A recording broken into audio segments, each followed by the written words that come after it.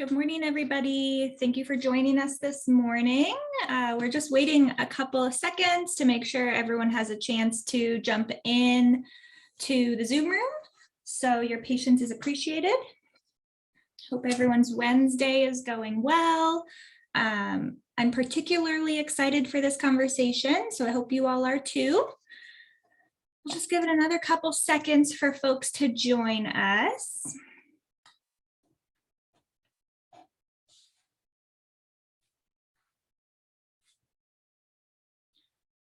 Alrighty, let's get started.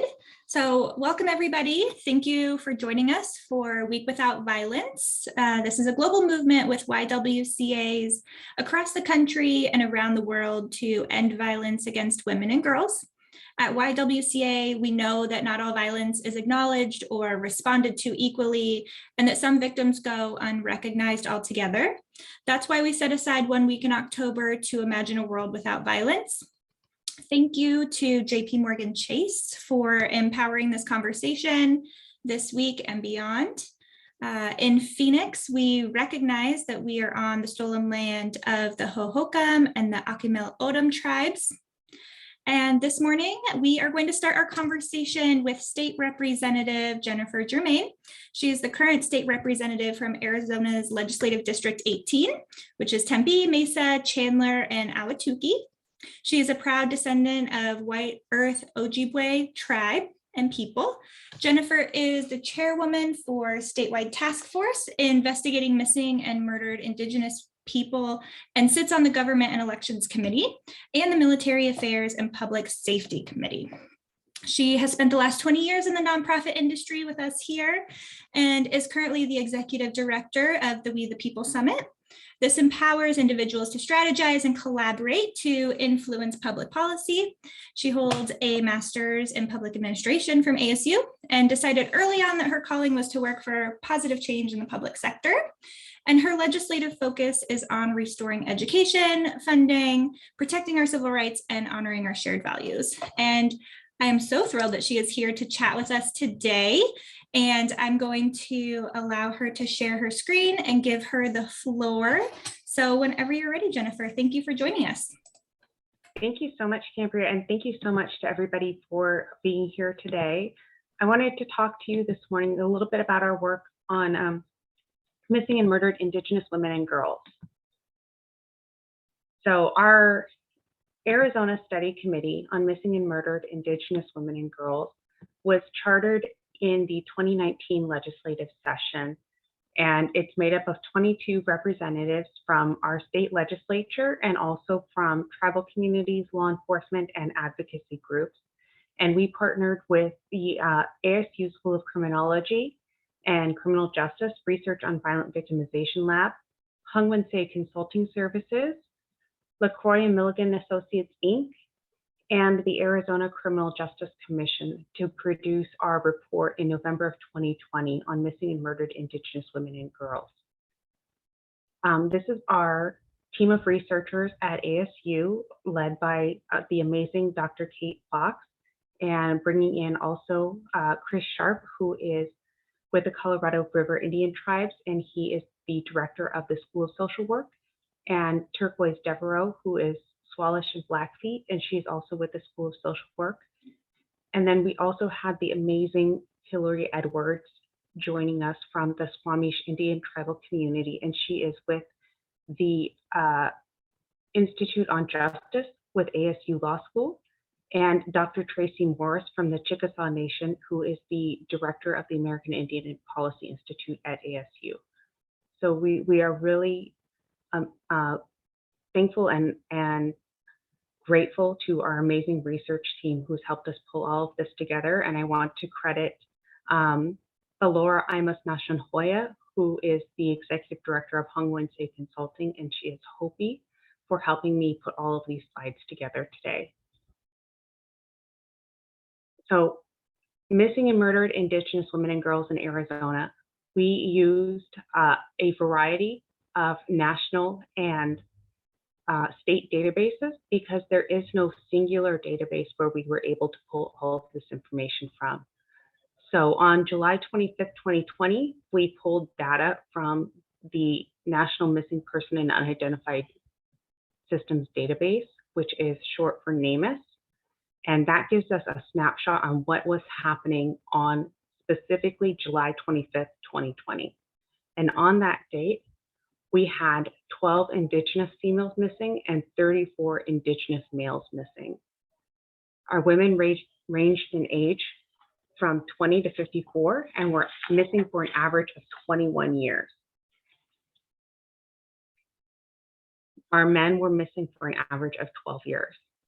And what we found most was that Indigenous people went missing in Maricopa County, urban Maricopa County, and Navajo County. And I think one of those big things is because Phoenix Police Department and the Navajo Nation Police Department are one of the strongest users of our federal databases. So they're the ones who are reporting all of these crimes up to our federal partners. So one of the big issues that we found was that murders from 1976 to 2018 were steadily increasing at about 40%. And we've shown that it shows in every trend on every database that murders of Indigenous people have been increasing over the last 40 years. And that we are seeing murders from infant to elder with the average age of being age 31. Sorry. So these are two of our lead researchers. Katie Haverly works with LaCroix Milligan Associates, and she's affiliated with the University of Arizona. And Valora Imas Nashanhoya is with Hung State Consulting Services, and they're affiliated with the Hopi tribes. So we hit our in-person interviews just as the COVID-19 pandemic was starting. So we did have 87 families that wanted to be interviewed that we were not able to get to because our tribal nations went into COVID lockdown, and there are not great access to data and streaming services in a lot of these areas. They're very rural. So we were able to interview 37 families, which is more than what our databases said we had at the time when we take our 37 plus our 87 that wanted to be interviewed. So what that tells us right off the bat is that a lot of these cases are not making it into the federal databases.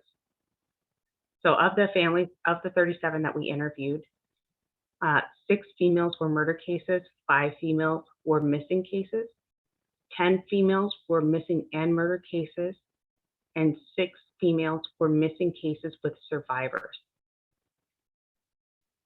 2 males were murder cases, 1 male was a missing case, 5 females were missing and murdered, or 5 males were missing and murdered. And we had 2 transgender individuals that were missing cases and then survivors. So what that tells us is out of 37 cases, we have 8 survivors. When we asked what the reason was for their disappearance, the top results were, I don't know, or an abusive partner, domestic violence. And when we look at the people who are 6 out of our 8 survivors were survivors of sex trafficking. So they were kidnapped, drugged, groomed, and sex trafficked. We had one survivor tell us, "What I wanted to share is that anyone can be kidnapped. I don't know that I am pretty or have the body to be sold to men wanting me. I'm a regular Native girl. But on the internet, when they sold me, I was worth $500 as a young Native woman not having been through a woman's ceremony. Now I am so scared to go anywhere, and I feel violated and that all the woman was taken out of me."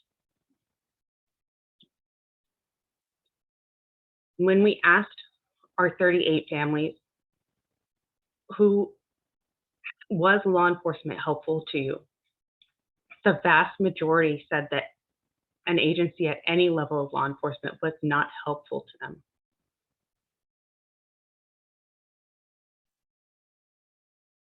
And that when we asked if they were referred to a victim advocate, the vast majority of our cases were not referred to a victim advocate. And our victim advocates are so very important because those are the people who help families and survivors navigate the justice system. So we interviewed both families and we interviewed our law enforcement officers because we wanted to see what the problems were from both sides. So we had a tribal law enforcement officer tell us, just let the committee know that we feel for the families that are going through this. We do have compassion, although sometimes our officers get bogged down with a lot of paperwork. Doesn't mean they aren't thinking about it. Officers go through their own hard times when dealing with these types of cases, and they feel it too. They want justice for these families, and they want to find missing people. We do care about families going through these hard times. Our officers and detectives give 110%. When we looked at it from the victim services side, we had amazing researchers with Kim Russell from the Arizona Advisory Council on Indian Healthcare, and she is a member of the Navajo Nation. Kaylee Stanek, who is a graduate student at Arizona State University in the School of Social Work, and Valora Imos Nashanhoya, who is the Executive Director of Hongwanse Consulting and is from the Hopi tribe. Our biggest problem when we looked at victim compensation and why people were not being referred into this system to help them cover their expenses was that being an adult and going missing is not a crime, and therefore these victims are not eligible for the victim compensation system. So for somebody to be eligible for this system, it needs to be reported within 72 hours. And what we know is that law enforcement often makes missing adult cases wait beyond that 72-hour period for a variety of reasons. So automatically they are disqualified from obtaining victim compensation when they are found alive or when they are found deceased. And that means that their families are not eligible for funeral benefits. It means that survivors are not eligible for counseling and for rape crisis services or for assistance transitioning out of sex trafficking. So we found that amongst our Native populations, over the last, we looked at it for the last 10 years. So the majority of applications come from Maricopa County, followed by Coconino County and Pinal County. And that only 7% of these applications were Native American or Alaska Native.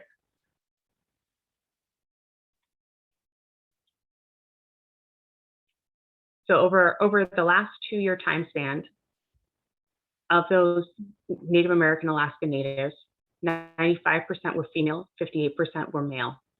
And the majority of these applications came from Coconino and Apache County, which tells us that the tribes that are really referring people into these systems are Navajo and White Mountain Apache. And then we saw about 16% of the applications come from Maricopa County. Of those, 88% of females were approved and 91% of males were approved. The total number of payments for all of these people combined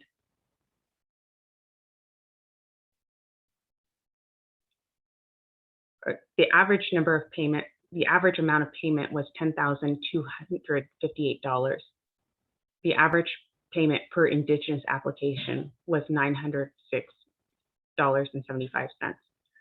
And one of the bigger problems that we found with this system too is that our tribal healthcare providers, our Phoenix Indian Medical Center, our Native Health in Phoenix and Mesa, the Section 538 tribal healthcare systems that are within each tribe, those providers do not qualify for compensation under the Arizona Victim Compensation Fund. So a lot of these individuals are going to non-Native providers that may not know the ins and outs of how tribal identity and culture lays upon what they are dealing with.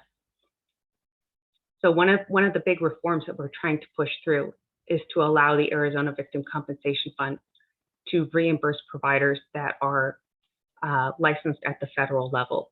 So that would encompass all of our Indian health systems, but it would also encompass our Veterans Affairs healthcare systems. So we want to make sure that people are being able to be seen by providers that they know and trust. So when we looked at the types of crimes that had qualified for victim compensation for Native populations within the state of Arizona, the vast majority of those that were male victims were for homicide, and the vast majority of those for female victims were assault. And then when you look at the second factor for both sexes, it was child sex abuse. So we produced our final report in November of 2020, and here's the link for it and the video, and I will put these into the chat in a little bit to go out to everybody. But I also wanted to talk about some of the systemic barriers facing Indigenous populations when we look at missing and murdered Indigenous women and girls and Indigenous boys and Two-Spirit and men. So some of the systemic barriers are that throughout the state of Arizona, we don't have full cell phone coverage and we don't have full data coverage. And these are known problems. So when you come across somebody who is in a rural area, they're at particularly higher risk because of a crime of opportunity. So one of the big cases that came out of the Navajo Nation a few years ago was the case of Ashlyn Lake. Ashlyn was an 11-year-old Indigenous girl who lived on the Navajo Nation, and she and her brother were abducted. Her brother was able to escape and ran 4 miles to be able to flag down somebody on a highway. That person was not able to call 911 because there was no cell phone service. And while her brother was escaping and running away, Ashlyn was being raped and murdered. And because of the limited cell phone service, because of the delays in response, it took days for law enforcement to issue an Amber Alert for her.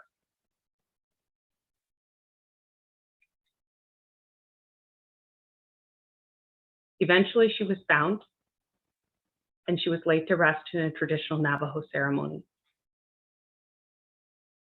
And her brother had sought years and years of counseling. And her family advocated on a national level to extend the Amber Alert system into our tribal nations and to really bring forward a first responder network that can respond quickly in places where there are limited cell phone and data service. So now we have the Ashlyn Mike Amber Alert for Indian Country, and that's a nationwide system that provides Amber Alerts within tribal communities. And one of the big things that complicated Ashlyn's case is that it crossed multiple jurisdictions. So the Navajo Nation stretches across 4 states. And I believe it's 12 counties within those 4 states. So, and within those counties, especially in the Arizona side, it's checkerboarded. So whether you can have 1 foot on tribal land and 1 foot on county land. And part of our problem is that our law enforcement agencies are not talking to each other. So especially when a child goes missing, we need to work together and to bring those law enforcement agencies on the same page so that we don't have this situation repeated over and over again. So really proud that this year we were able to pass a statewide missing children statute that anywhere in Arizona that is state, county, or municipal jurisdiction, if your child goes missing, there is no longer a waiting period to report your missing child. And within 2 hours, that report needs to be sent out to our federal and tribal partners so that we can make sure that everybody is looking for that missing child before something horrible happens to them. So, and in closing, for those of you, and I know that this is going out to advocates, right now, the National Congress of American Indians is having a day of action on the renewal of the Violence Against Women Act. This act is so vitally important to missing and murdered Indigenous people because this act comes with prosecutorial rights for our tribes to be able to prosecute non-natives who commit horrendous, violent acts against women, children, men, anybody on our tribal lands. So we're going to ask you to call your members of Congress, especially our senators, Mark Kelly and Kirsten Sinema, and ask them to please push forward the renewal of the Violence Against Women Act. Thank you.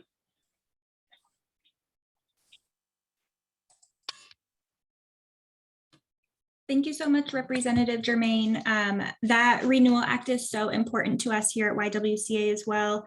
And we have an email going out on Friday for those of you on the call and for those of you that are listening in later to be able to write to your senators specifically from the link that we're going to send out. So it's going to be there, quick and easy, no excuse not to contact those senators to ensure the renewal of the Violence Against Women Act.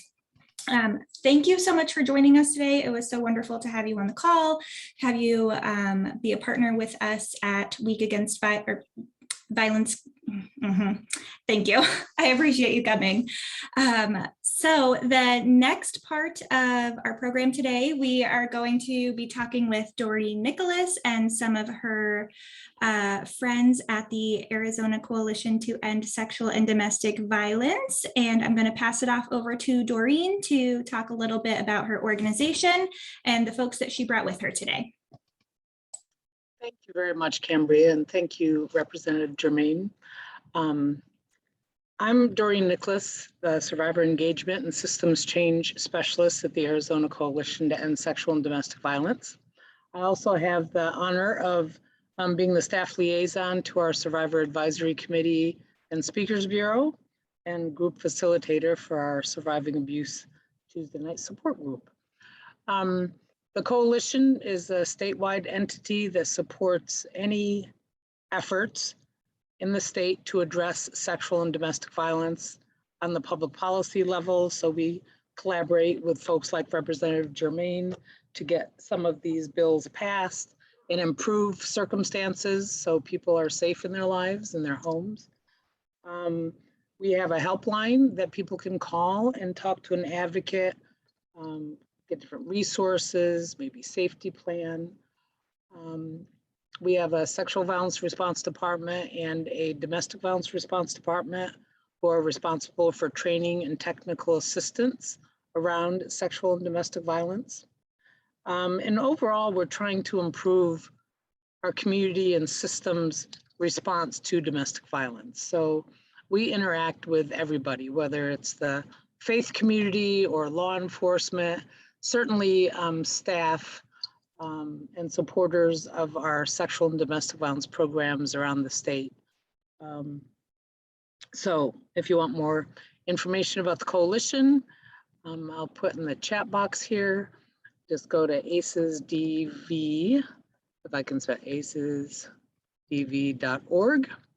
There you can also get information on how to get involved, our helpline, etc. So one of the best parts of my job is the work that I do with survivors that are at a place in their life where they want to get involved and be a part of the solution.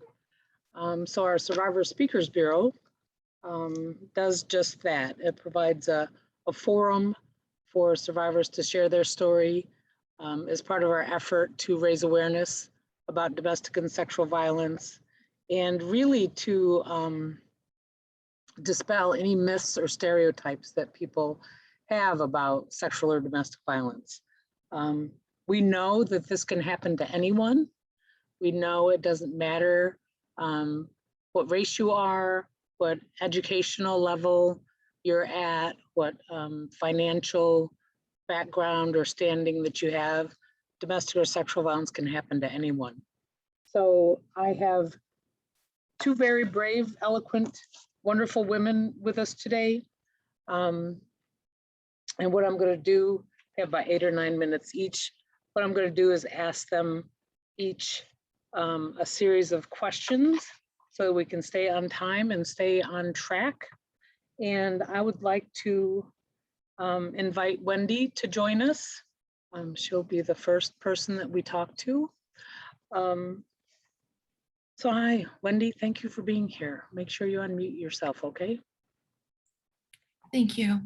Thank you. You want to introduce yourself a little bit beyond your name before we start?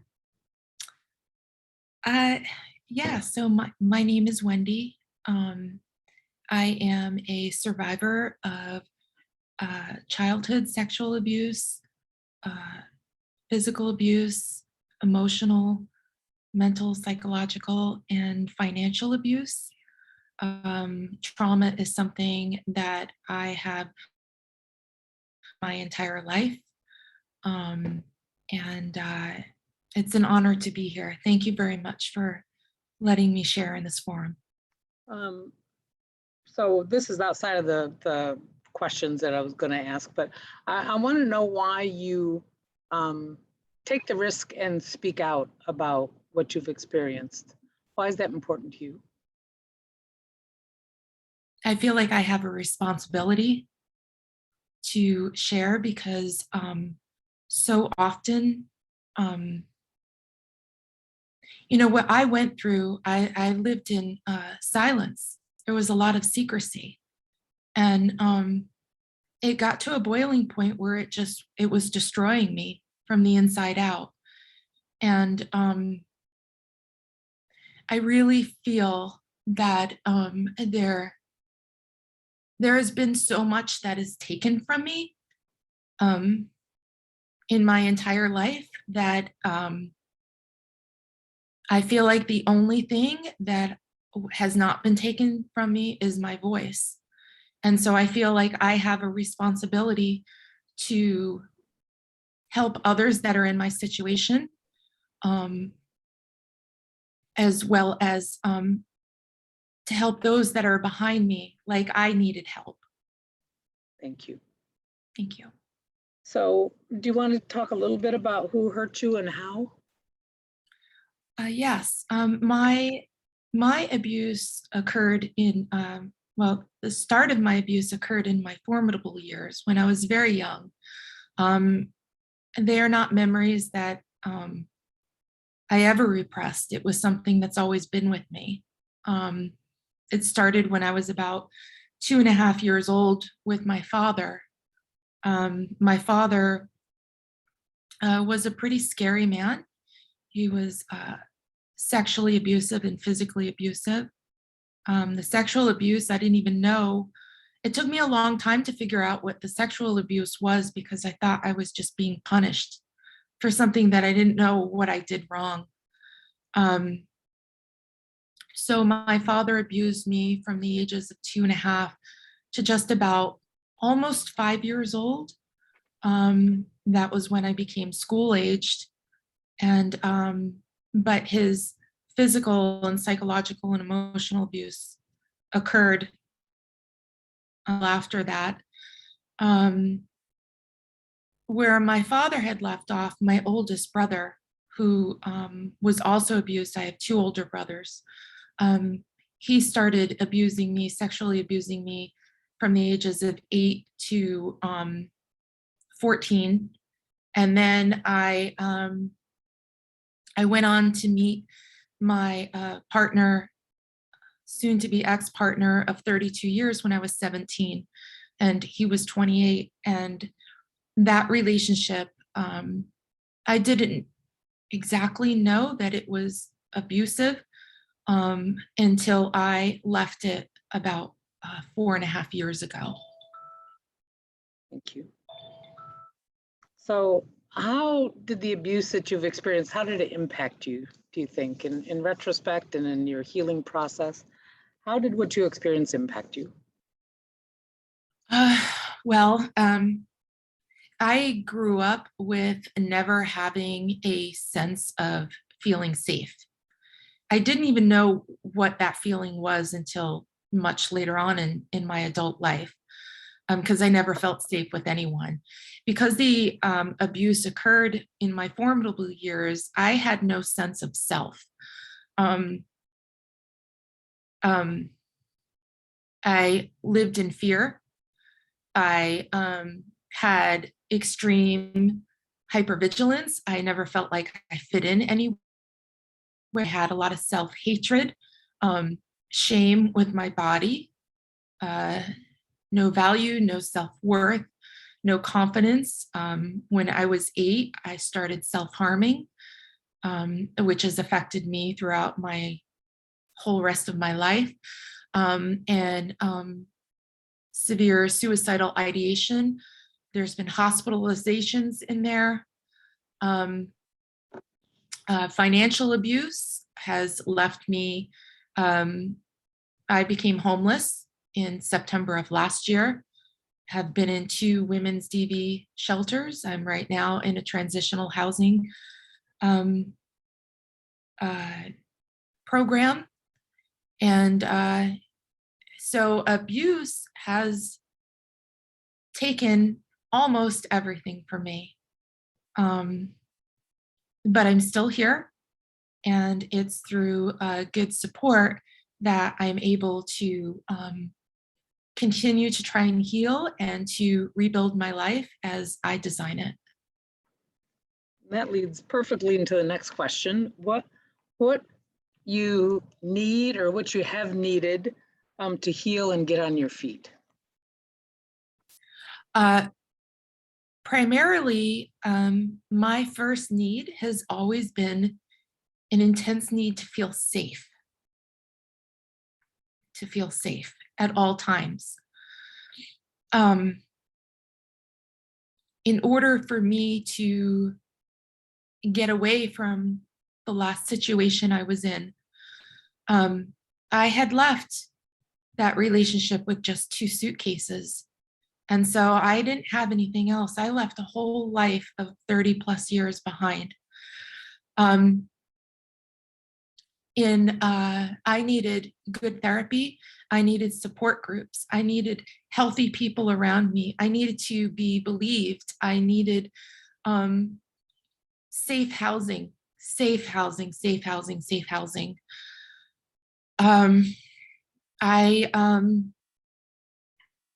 I'm disabled, and so I needed to go on food stamps, and I needed help with navigating Social Security and just basic needs on how to survive.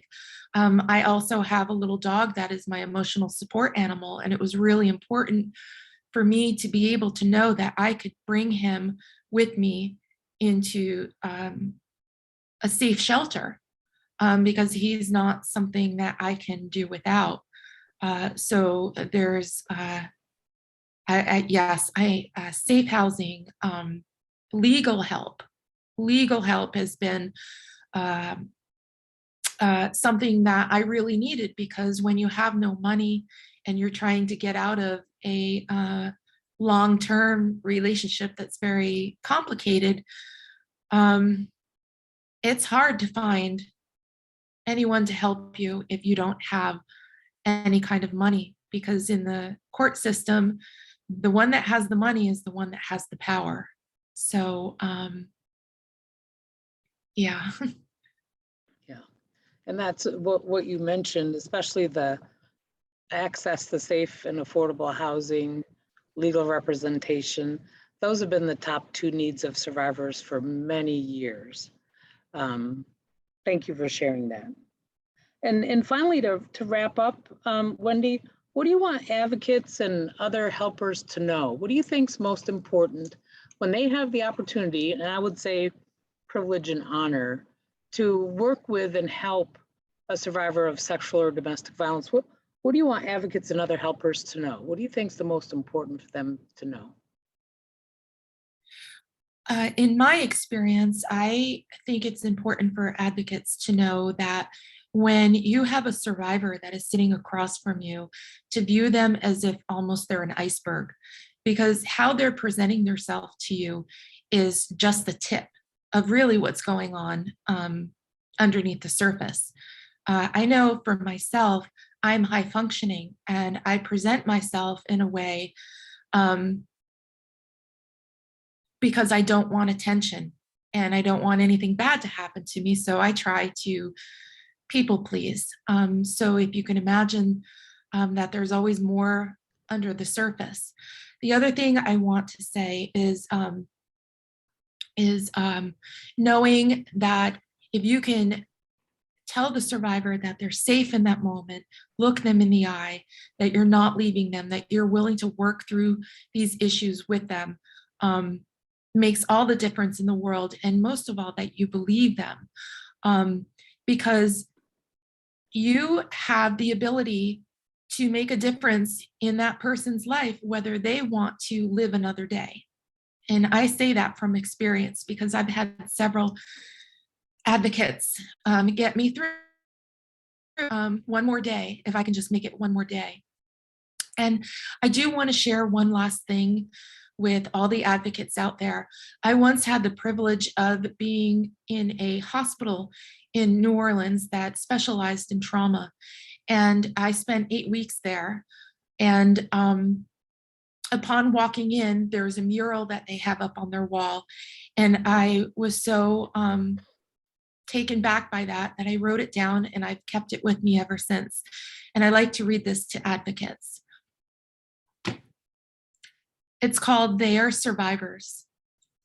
If you don't have respect for their strength, you can't be of any help. It is a privilege that they let you in.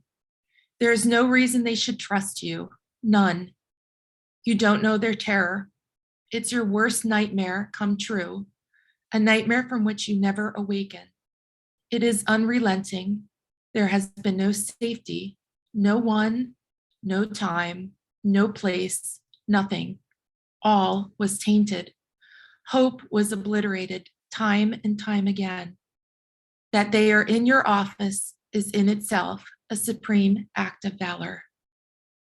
Thank you. Thank you very much, Wendy. Okay, let's everybody take a deep breath. Breathe in and breathe out while we transition to our next wonderful speaker. Fallon, would you like to? Hi. Hi. Thank you so much for joining us today. My pleasure. I want to give you an opportunity to introduce yourself in the way that you feel comfortable and say a little bit more about yourself before I start the questioning, if you will. So. Okay. Well, my name is Fallon Blake, and I am a TV and radio personality, and I am a two-time survivor of domestic violence, 2 different occasions. Thank you, and welcome today. Thank you. So you can be as specific as you feel comfortable with this next question, but who hurt you and how? My first encounter with domestic violence was my ex-husband. That marriage was a very young marriage. I started at 16. And so I knew going in that it was abusive, but I was already in an abusive situation with my mother. So it was like the lesser of 2 evils. I could be emancipated, which is why I got married at 16, or stay there and risk her literally killing me too. So it was just the lesser of 2 evils at the time. Thank you. So, and your ex-husband, how did that impact you? It made me feel for a very long time that I was just a punching bag, that everyone saw me as a punching bag, like they just wanted to hurt me. I often questioned my worth and my significance on being here is because I just went from one hell to another and then attracted a third one. And so those 3 instances from growing up to, getting burned with cigarettes and stupid stuff like that, to marrying someone who was doing the same almost the same thing. He didn't do that, but similar. And then leaving him and jumping into something else with someone else doing something else similar. It was just like, what on earth? You know, I just became a very recluse person, and I have been ever since. So it impacted you as far as your self-worth, your self-image. Were there any other impacts financially or security-wise? Financially, I have been dragged through the mud. As I stated, I'm a TV and radio personality, so it was really difficult for me to be on air being abused like that, because the job, you know, that I had paid me to be very chipper and excitable and expressible through, you know, the show. And so when you're dealing with psychological trauma and also at times physical trauma, there is just a disconnect in your energy. And so it was challenging. It was just challenging.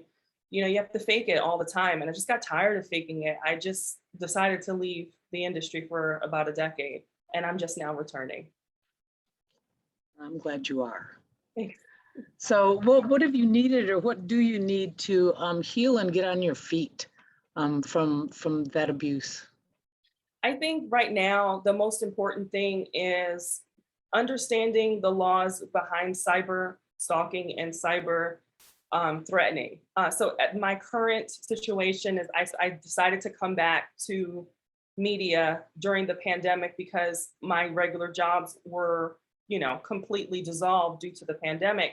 I had to rely on my talent. And so I started doing content creation, commercial voiceover, you know, radio commercials, audiobooks. I started doing anything and everything to survive. We weren't getting child support, we weren't getting help. And so I realized I had to speak up about why I disappeared for such a long time. And I knew that I had to say something at some point because I worked in the industry and I was highly sought after when I started, but I just kind of disappeared and never really gave any real warning. I kind of touched base a little bit. I have a top rated podcast where I decided to discuss this a little bit, but I didn't go into great detail because of the legal aspects of everything. As soon as I start to speak up, he starts to taunt it and you know, to shut me down, to keep me quiet. So I have to find a different route to get the message out there, because it's silencing me is not fair. This happened to me and it's been now 15 years and you're still bothering me. It's very peculiar behavior. Stalking, obsessive, all those kind of factors, yeah.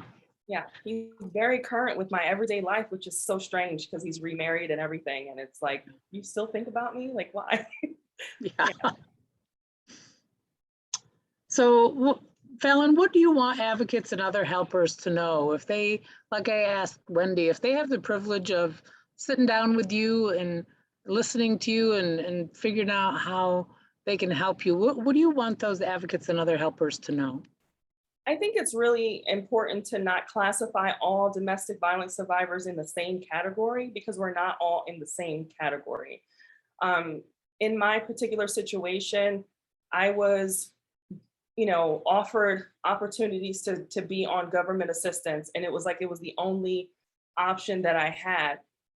In the type of career that I have, that's not an option for me. It will not sustain my lifestyle, obviously. I have to be able to still work in a similar or comparable field so that I can still earn the type of life that I have, because it's like basically taking someone who's a carpenter and putting them into an electrician job, you know?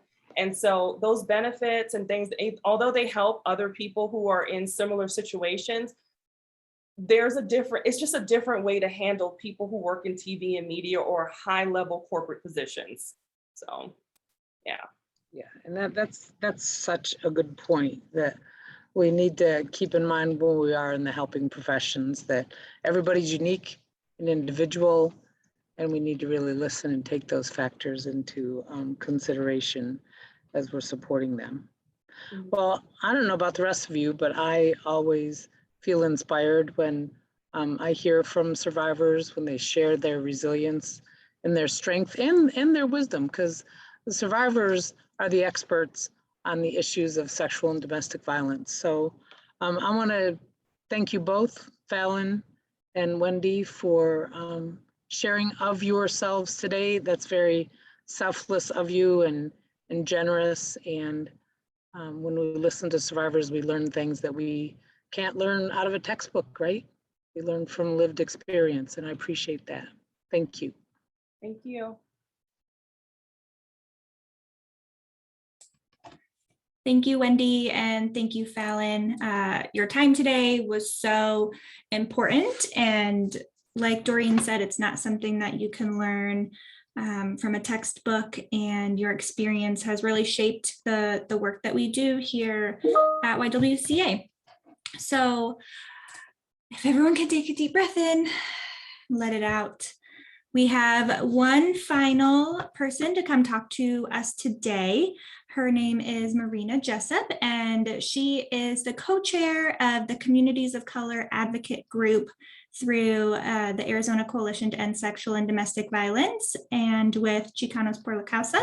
So I'm going to pass it over to Marina to talk a little bit about this group if anyone is interested in the advocate world in joining folks of color who are doing this work. She is your go-to person. Hi, everyone. Thank you, Cambria. And thank you to Doreen and the survivors and the presenter, Senator Jermaine, earlier. Such good information.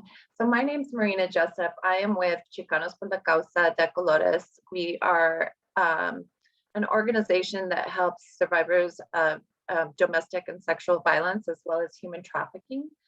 But I also sit on the board for ACES DV and am a co-chair for the Communities of Color. So what this is, we get a lot of people who ask, how can I help? How can I volunteer my time? And this is a really good way, because what the Communities of Color is we are a group of individuals who are interested in ending sexual violence and, sexual and domestic violence in Arizona. So usually what the staff or what the group consists of is people of color. You can be an advocate, a staff member of any organization, survivors and volunteers who are committed to ending gender-based violence in the state of Arizona. So we welcome all communities of color, and it's just a way to bring your voice, bring your ideas to the group, and from there we set goals on how to move forward in the community. So we do partner with different agencies throughout the state, and our goal is to provide a safe space for advocates of color to have a voice.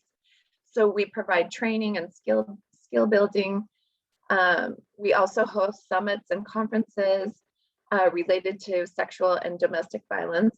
And we work on increasing education and awareness throughout the community. So if you're interested in joining what I'll do, or if you would like more information, you can email me. And I'm typing in my email here. And I can definitely send you more information. Also, Lachey Lopez, who works for ACES DV, is also in the group. She's the group facilitator, and I'm going to put her contact information in the chat as well. So in a nutshell, that's what we do. I would love to welcome anyone who would like to participate or attend. If you email me, I'll give you the link for our next meeting. So we usually host meetings on a monthly basis. So feel free to email either myself or Lachey, and that is that. So thank you for giving me the opportunity, and yeah, thank you. Awesome. Thank you so much, Marina. I will put your email and Lachey's email in the comments of our Facebook Live so that folks can reference those whenever they're watching this video or they need to come back to it. And what a great group and resource for folks that are working with domestic violence survivors and who are looking to connect.